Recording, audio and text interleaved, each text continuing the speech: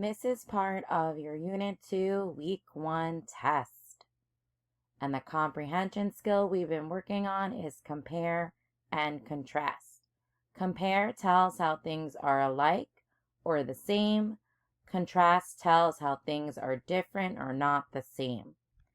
So the read aloud for today is Andrew's tree. So make sure you have your listening ears on. Andrew's tree grew in a corner of his big backyard, where the muddy creek rolled with summer rain. Rushing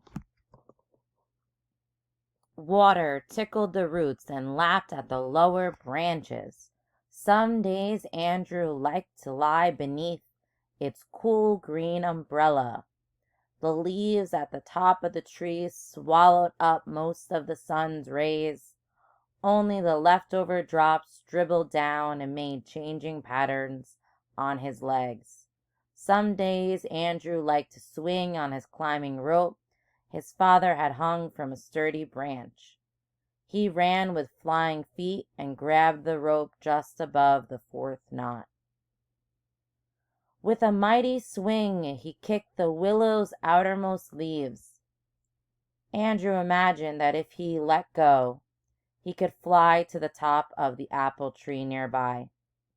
Some days Andrew liked to climb to his special reading spot. Halfway up, where one branch split into two smaller ones, he settled in with his book. The branches held him, gentle and sure, like a farmer's hand cradling a baby stick. "What kind of tree is it?" Andrew asked. "It's a weeping willow," his father answered. "What does weeping mean?" Andrew asked. "It means crying and carrying on," his father answered. Andrew had never heard the tree cry, but he often heard it whisper, "Shh, shh," it said when the breezes blew. One windy day, Andrew put on his jacket. "Where do you think you're going?" asked his mother.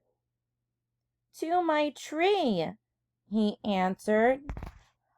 "Oh, no, you're not," said his mother. "A big storm is coming.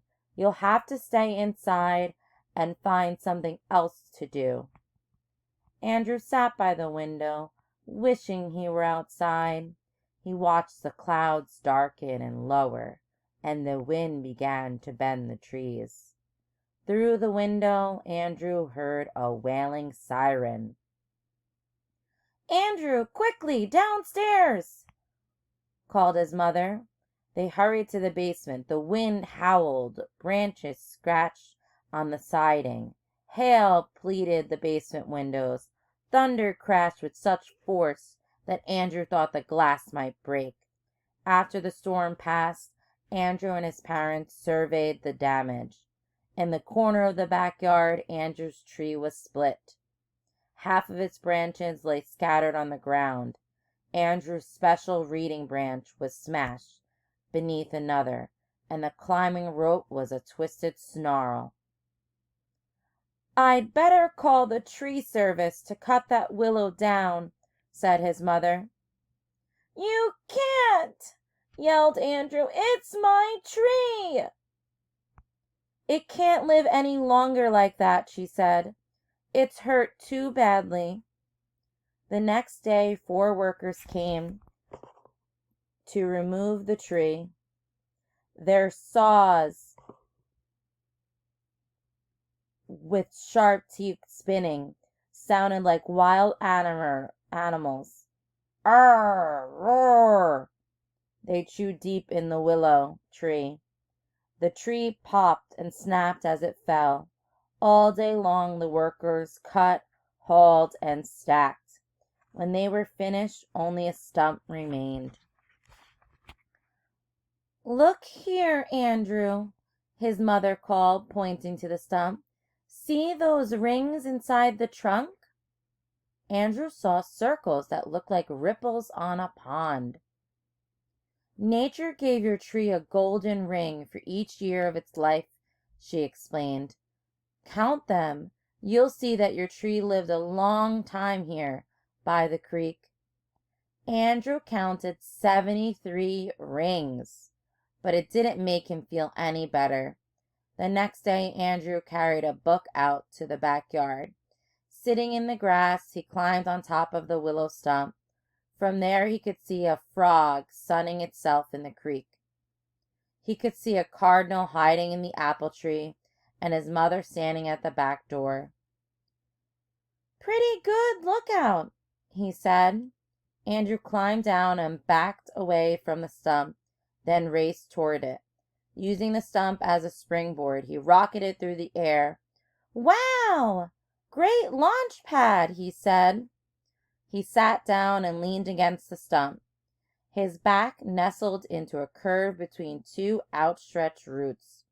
Sweet sawdust perfumed the air. The creek gurgled as a lazy lullaby. Andrew picked up his book and opened it. As he read, this new spot felt comfortable and familiar. Andrew smiled. His tree hadn't left him after all. The end. That's the end of the story for Andrew's tree.